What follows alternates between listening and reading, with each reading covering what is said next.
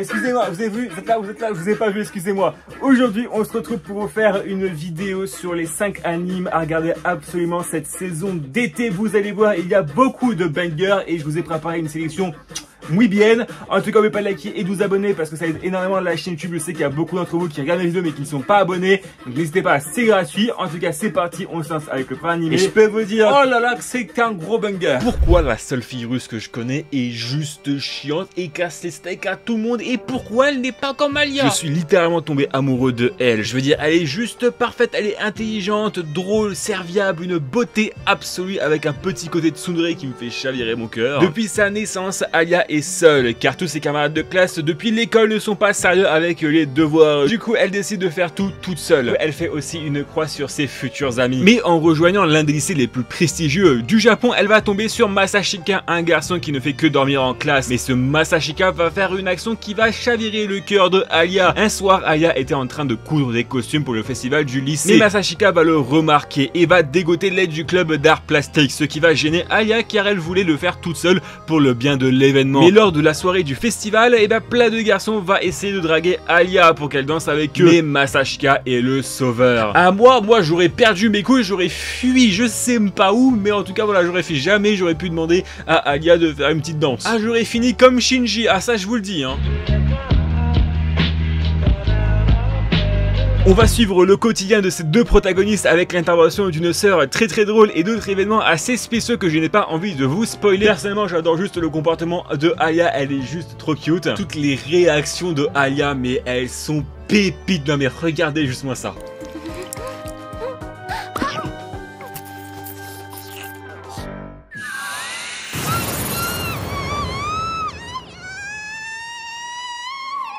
Si vous devez absolument commencer une romance cette saison-là, je pense que c'est très clairement celui-ci. L'anime s'appelle Alia Hide Her Feeling in Russian et c'est disponible sur Crunchyroll. Et aussi, on va avoir le manga et le light novel en France aux éditions Vega depuis en 2025. Et ça, j'ai plutôt hâte.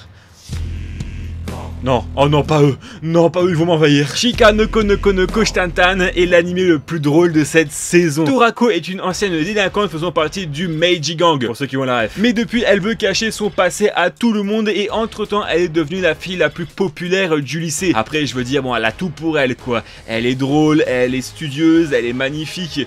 Pas comme les filles de mon établissement, ça c'est sûr. Mais un jour, en allant à son lycée, elle va tomber sur un cerf faisant une tentative de suicide. Non, Nokotan, pourquoi? Hein? Quoi? Elle n'est pas morte?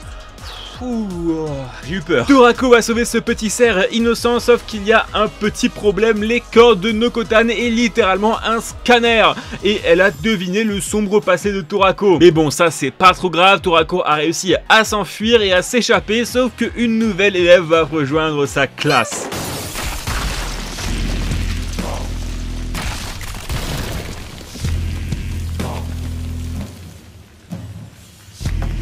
À partir de ce moment, tout va partir en steak. Torako a peur que son secret soit dévoilé. Elle va subir une humiliation en public. Nokotan va subir une tentative de meurtre. Bref, c'est un bordel complet. Mais bon, en même temps, c'est la magie de cet animé. C'est du divertissement pur et dur. Voilà, l'animé est juste tellement drôle. Genre, t'es obligé de rigoler. Au moins un moment dans chaque épisode. Voir vraiment. Les endings, c'est quoi ce truc complètement what the fuck? Ils te mettent carrément comment fabriquer. Vous savez, les petits biscuits que vous donnez aux cerfs là dans les parcs à Nagoya. C'est n'importe quoi. L'animé, c'est juste un mème à lui-même. C'est pas une blague, hein. En plus, ce qui est quand même assez drôle, c'est vraiment le mélange en fait de l'animé, en fait, dessin animé, et aussi le cerf côté réalisme. Et ça, c'est incroyable. Le mélange de deux, ça me fume littéralement. En plus, c'est bourré de références à plein d'animés. Jojo, Spider-Man, t'as plein de rêves, c'est trop bien. Si vous n'avez pas encore commencé Shika no Ko no Koshtantan, j'arrive pas à le dire, Shika no Ko no Koshtantan, l'animé est disponible sur Crunchyroll et aussi sur ADN. Ça, c'est plutôt cool. Et j'espère qu'un jour le manga sortira en France parce que je dis pas que je pense, mais c'est sûr que le manga va arriver en France au vu de comment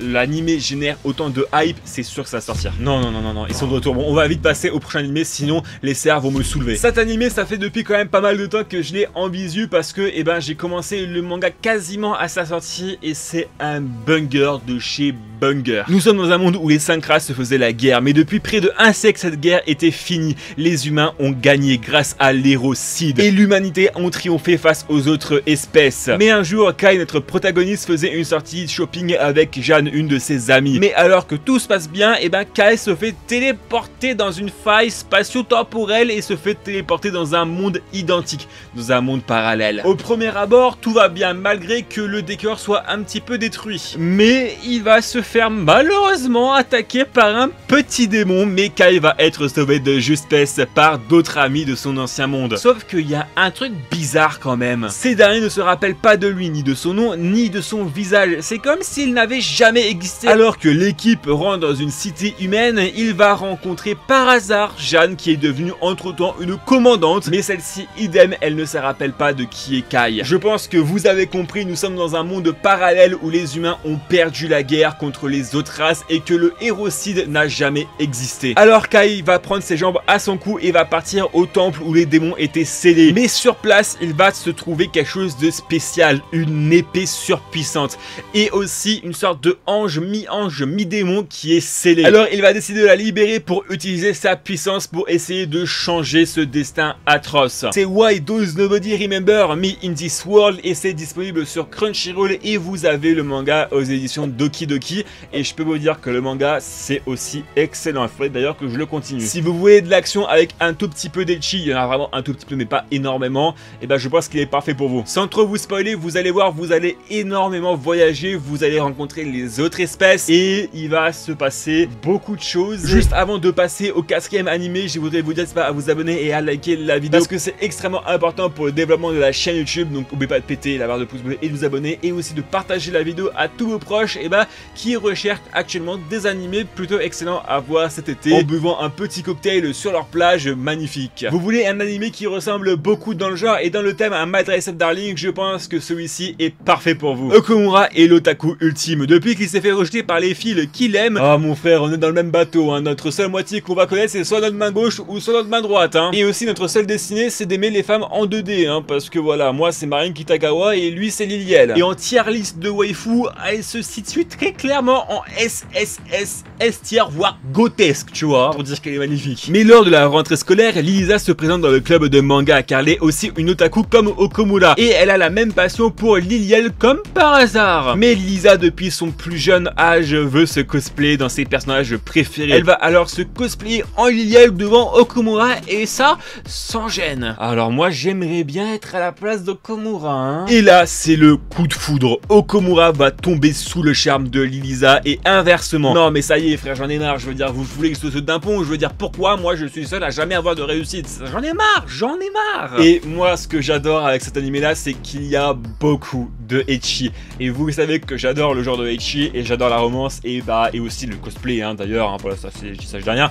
Qu'est-ce que j'aimerais avoir une meuf qui se cosplay, mon dieu. Okumura, t'as intérêt à réussir pour moi, hein, mon frère. Donc si vous voulez un animé drôle avec du ecchi, avec de la romance, avec du cosplay, avec tout ce qui parle d'animé, jeux vidéo, anime, romance, blablabla, et cet animé là est parfait pour vous. Il s'appelle 2.5 Dimensional Seduction et l'animé est disponible sur ADN et vous avez le manga aux éditions Soleil Manga. Je sais malheureusement c'est le dernier animé de cette vidéo là et pour moi c'est un petit banger. Nous allons suivre l'histoire d'un frère et une sœur liés par le mariage. Yuta Asamura et Saki Ayase sont tous deux lycéens dans le même établissement. Après le remariage de leurs parents, ils vont devoir cohabiter ensemble mais les deux sont destinés à ne pas se parler car ils ont une vision complètement différente des relations humaines. Mais après quelques temps, Yuta et Saki commencent à se parler de plus en plus, prenant l'habitude l'un de l'autre. Yuta va essayer de créer une vraie relation de grand frère en s'inquiétant pour Saki car une mauvaise rumeur circule dans l'établissement comme quoi Saki serait une teupue. Le mec là qui a fait cette rumeur là, j'arrive avec ma batte de baseball, tu vas te retrouver avec une batte de baseball dans ton cul, je te préviens. Et Saki va se libérer de plus en plus pour essayer de devenir de plus en plus social pour se faire des amis. Alors comment dire que je devrais prendre sur Saki parce que moi je suis un petit peu dans le même